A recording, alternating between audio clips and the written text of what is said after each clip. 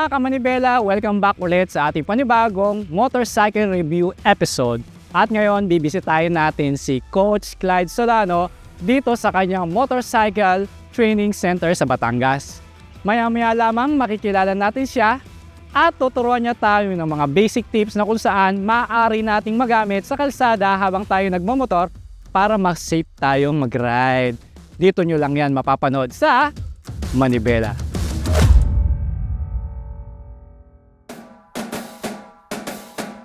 Hindi natin may pagkakaila na masaya talagang magmotor. Alam yan ng mga kamanibela natin. Pero sa mga nagdaang taon, ang daming naitalang mga aksidente gamit ng motorsiklo. So, paano ba natin sila mabibigyan ng tips at para maiwasan ang mga aksidente na dulot ng pagra-ride ng motorsiklo? Kasama natin ngayon si Coach Clyde. Sir Clyde, kumusta po? Paring Reed. Oy. Ayan. Welcome to Motor Clyde Training Alright. Center.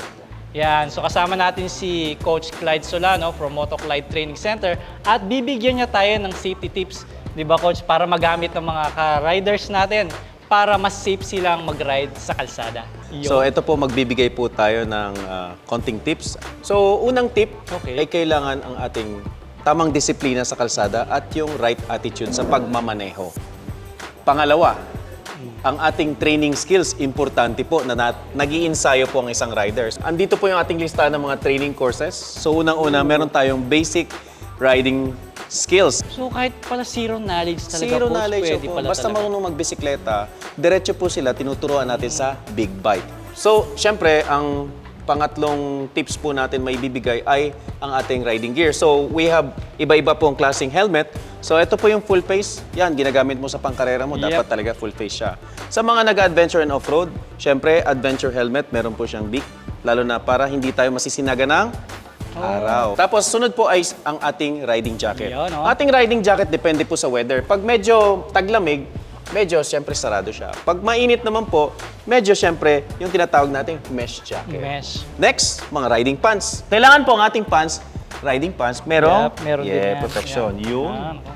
Kala ko orange din. And next naman, siyempre, riding shoes. Ang iyong riding shoes, pang Alpines. off-road ba yan?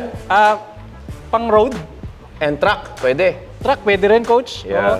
Ito naman, pang regular road and at least above ankle. Pag po tayo magra-rubber shoes, ang ating pang-apat na tips na may bibigay ko ay kailangan po you obey the traffic rules or law of the land. Oo, Yes. napaka-importante. Pag sinabing double yellow lane, anong ibig sabihin nun? No overtaking. Pero bakit may nakikita tayo nag-overtake, double yellow lane, kurbada at tulay pa? Ako, Coach, malamang nagpa-practice yun sa public road. Hindi dapat ganun eh. Pero safe ba mag-overtake sa tulay? Siyempre, unsafe, Coach. Yes. Tapos lalong-lalo na nilagyan nila ng double yellow lane. Ibig sabihin, strictly bawal mag-overtake ang nandito sa left side or yung sa kabila din. Kasi, Yes. and ang last, you have to ride within your limits. Yun. Hindi po kasi po pwedeng, alam ko mabilis ka, pero wala tayo sa racetrack. Yep. Kung nasa racetrack tayo, tas ako, hindi ako sanay, kailangan magra-ride lang ako base sa kakayanan ko. Hindi pwedeng habulin kita dahil mabilis ka or dahil malaki tong motor, pero yung skill set ko ay hindi ako ganoon kabihasa sa mabilis. So, kailangan din po kasi consider natin. Kaya tayo nagtitraining. Napaka-importante talaga ng disiplina sa pagmumotor dahil hindi lang buhay mo ang nakataya dito, kundi pati yung buhay ng mga kapwa nating Yes, gumagamit ng kalsada. That's it mga kamanibela. Ilan lang yan sa mga tips na pwede nating may apply habang tayo ay nasa kalsada. Big bike man yan o lower displacement na bike. Alright, Coach, ang dami kong natutunan at super excited na ako. So, pwede na ba tayong mag-motor ngayon? Pwede. Alright. Tara, let's go.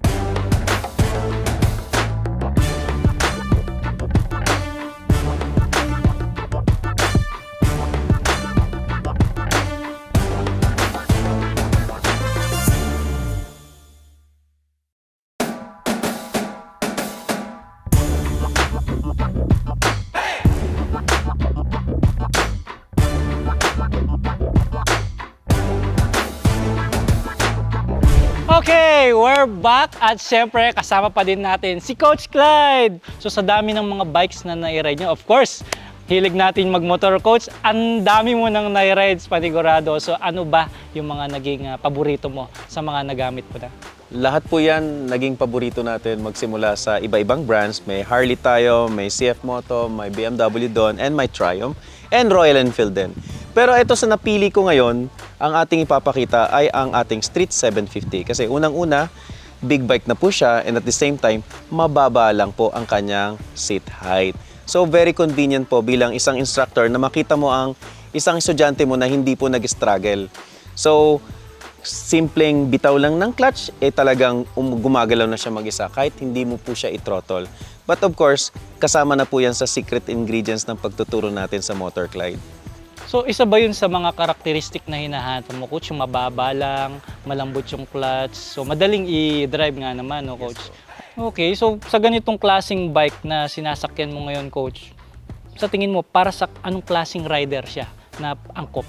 Yes. Para sa mga rider po na more on cruising type, and nagsisimula, hindi po tayo pang racing kasi limited din po ang leaning angle niya. And maganda po siya sa pang araw-araw.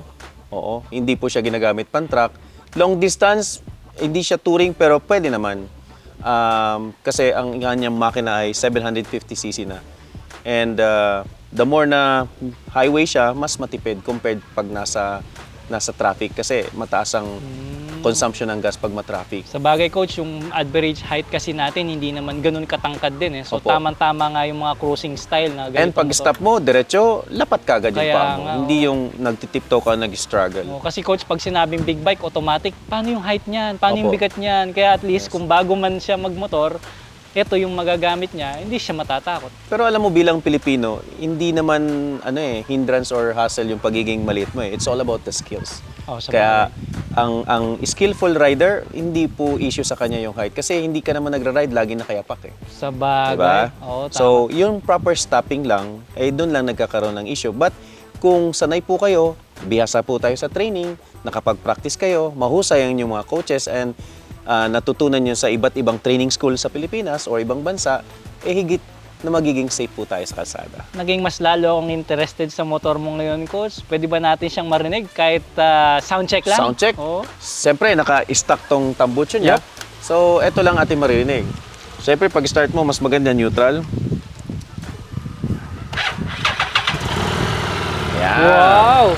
Ang pino ng under, coach, So, suwabe. So, yan ang Suwabe. tunog ng 750cc na stock ng makina. Ano yung coach, yung makina niya? V-twin ba?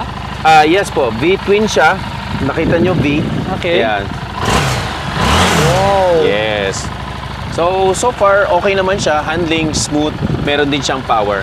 And, naka-ABS na rin po siya. Oh, kompleto pala. ABS harap, ABS din po yung likod. Safe na safe pala yung motor ABS na to. is anti-lock braking system. Ibig sabihin, kahit sobrang higpit mo sa preno, hindi po siya mag-skid ng basta-basta. Okay. Yeah. So, yun lang naman po ang technology nito. Nabili po natin siya. Siya ang unang training bike ng Motor Clyde. Okay. Na-purchase ko to noong 2019 before pa ako nag-exit from Saudi Arabia. So, ayan. And then, nagkaroon po siya ng mga iba't ibang kapatid na ating mga training bike. Yung nakita ninyo dyan na nasa labas. Ito namang isang nakikita nating napakatingkad, napaka-agaw pansin na motor. Itong NK 450. Actually, tinatawag namin dyan ay 450 NK. Baliktad naman siya. yes po. Alright. So, iba siya Medyo dun sa nauna. futuristic na ang headlight. Yes. And mas magaan siya sa previous na 400cc na NK. So, isa siyang 450cc. Of Yes. course, pwede siya sa expressway. Yes, highway legal, express legal siya. Ano ba yung mga nagustuhan mo dito, Coach? Bakit meron kayong ganito dito sa training center ninyo? And actually, papasalamat kami sa CF Moto or Motostrada Philippines kasi they provided us motorcycles such as 450 and then we have the 300 CLX. Ang nagustuhan ko sa motor na to, magandang handling niya, napakagaan. Oo nga, Coach, nakita ko kanina. 163 kilos lang, 165 parang ganon. And of course, nag-fabricate na sila ng engine guard kaya very safe po siya. How about sa safety feature, Coach? Ano yung pinakamaganda sa kanya? May So ABS safety ba yan? feature, yes, may ABS po siya, harap likod, and you can modify, customize mo. Pwede mong i-disable ang ABS at saka Pwedeng pang off-road, Coach? hindi na necessary off-road, gawa nga na ang travel suspension niya is limited. Okay. More on off-road lang siya. Pero kaya to ginagamit ng stunt. Okay. Na napapawili siya, napapa-endo, pero hindi namin ginagawa sa training. Kaya ino-off Kasi- nila yung traction control, Yes ganun, po, tsaka yung para ABS. makapag-spin ang kanyang tire. bagay, pipigilan Ginagawa niya po nga yun ng pala. mga professional stunt rider for the show, but not on our training center. Tsaka napansin ko kanina, coach, sobrang lambot ng clutch. Yes po. Ang dali niyang gamitin. Super lambot and hindi ka po mangangalay. Oo. And then, adjustable din siya kung gusto mong medyo mataas. Yes. Pati yung Narotate preno, adjustable, coach. Yes eh, po. no? Ayan, adjustable siya. Siyempre, iba-iba yung haba ng daliri natin eh. Yes po. Demo ko sa inyo guys kung gaano kalambot yung clutch niya. Kahit yung hinliliit na Little finger, kayang-kaya, no? seryoso talagang sobrang lambot. Oh. Sobrang lambot. So kung babae ang gagamit, coach, mapapadali rin siya. Yes, at saka hindi sila ngalay.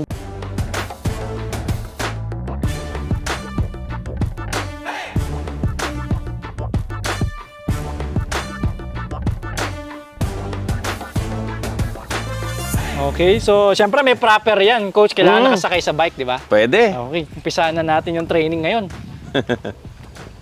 Tapos, Ano, mabigat? Hindi. hindi man, coach. Gusto mo mas mapagaan? Paano? Ibalik mo. Okay. Okay, bago mo i-lift yung motor, Okay, kunyari nakaganyan. yan. Walang kamay muna. Okay. I-lift mo muna. Hips, bigat. Okay, Gusto mo mas mabigat. pagaan. Oo. I-turn the handlebar to the right. Okay. Yan. Yan. And then, kahit yung hips mo lang. Oo nga. diba? Papunta And then, nga siya i-straight doon. mo na siya. Okay. Para hindi siya didiretso tutumba. Okay. Tandaan mo, kung saan naka-turn ang manibela, mas madali siyang mag-lean kung saan naka-tungo or saan Actually, nakaharap. coach, ngayon ko lang nalaman yun, ha? And sabayan mo ng kamay mo, mas magaan. Ayan, sound check tayo. Alright. Yun. Since stuck pa lang siya, pero malutong na ang Oo kanyang nga, tunog. akala ko modified na, coach. Hindi pa, stuck pa lang siya na pipe. Napakaganda. Yun. Iba yung tunog niya doon. Iba. Sa likod, oh. May lutong siya na parang performance talaga Ang eh. sarap pakinggan, coach. Coach, di ba, ipapahiram mo sa amin itong mga napakagandang motor mo. Pwede. So, saan ba maganda mag-ride dito sa may malapit sa inyong training center? Okay. Somewhere dyan sa San Lucas, pupunta sa kaliwa, may bypass ng Alaminos. So dadaan din po tayo sa may mga road hazards such as mga humps, public areas, may mga tumatawid din na aso. And then, going to the bypass, Alaminos, mga 4 to 6 lanes wide po siya open. And then with overlooking, napakaganda ng view. And mandatory, nagpapapicture kami sa I Love Alaminos na makikita Siyempre, natin mamaya. sa ating ride. O mga kamanibela, safety first bago mag-ride. Kaya, let's gear up para sa ating test ride.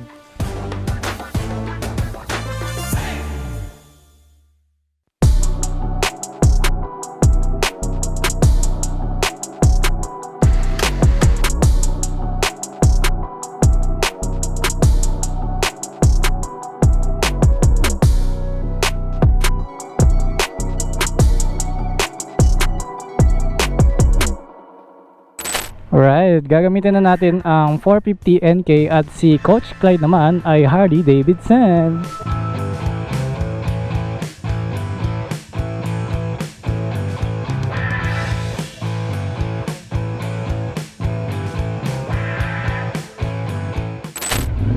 At bago kami lumabas at pumunta sa magandang tanawin ay ipapasubok muna ni Coach Clyde sa atin itong obstacle na ginawa nila.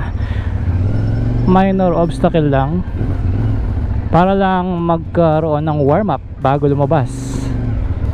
Tamang tama ito para magising ba yung natatago mong talento sa pagmumotor at para magamay mo rin kahit papaano kahit sa sandaling panahon yung motor na gamit mo. Buti na lang may nakalagay na crash guard dito sa motor, so confident tayo kahit masemplang yung motor, okay lang. Siyempre kahit pa paano gawin natin yung best natin para hindi matumba.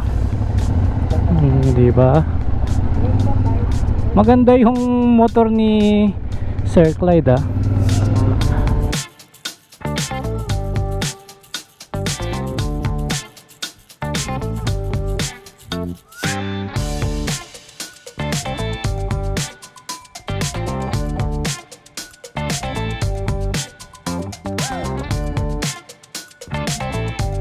Ang gaan ng clutch, tapos yung power ng engine niya malakas din, yung torque niya, tsaka gigid yung engine niya. Sobrang pino ng pagkaka-engineered nito. Kaya pala yung technology super advanced. Wala man lang akong maramdaman na vibration dito sa motor. And the reason why bibili ka ng ganito is for expressway na rin, di ba? Okay sa akin to kasi meron na akong 1000cc, so kailangan ko yung pang ganito lang.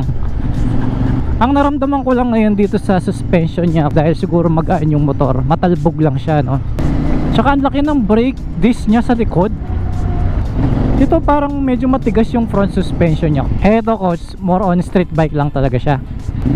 Ang sarap ng tunog nito. Yung mga natutunan ko sa pagra-ride doon sa training center natin, na-apply ko ngayon coach, kasi may dog, may mga tricycle, yung road hazard, road condition, lahat yan na experience ko. Tama-tama pala, ito yung real life situation talaga bilang rider. And siguro ang isa na lang di pa natin na-try ngayon sa video natin is yung sa traffic. Yung sa traffic na lang. Yung mga pindutan niya, madali lang din maintindihan eh. Hindi siya komplikado eh. Bukod pala sa malambot yung clutch lever nito, ang lambot din palang i-cambio nito. Ang ganda ng view ko, ang ganda ng kalsada pa.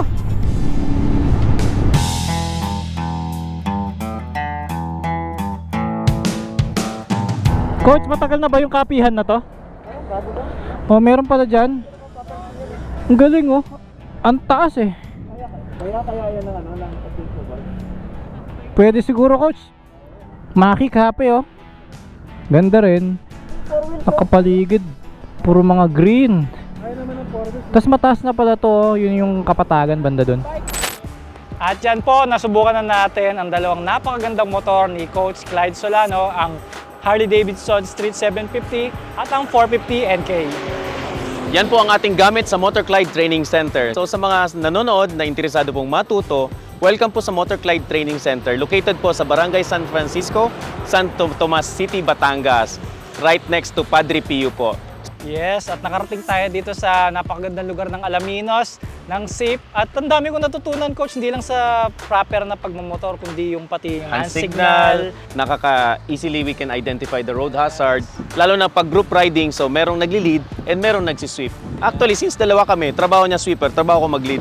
At para sa mga interesadong makapanood ng kagaya ng episode natin ngayon, na matutong magmotor, malaman lahat ng safety tips, kung paano mag-ride at mag-drive sa kalsada, follow lang kayo dito sa aming Manibela channel sa Facebook, YouTube at TikTok.